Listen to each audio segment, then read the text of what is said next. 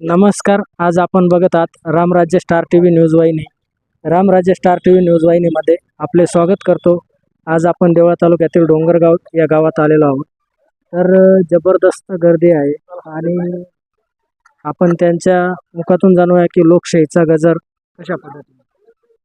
100% साहेब. या चांदवड देवळा मतदारसंघामध्ये विधानसभेची निवडणूक आहे.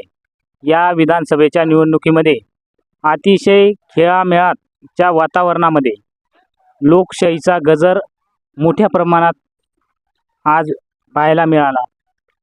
अतिशय प्रचंड सकाळपासूनच लोकांनी प्राथमिक शाळा डोंगरगाव येथे मतदानासाठी गर्दी केली.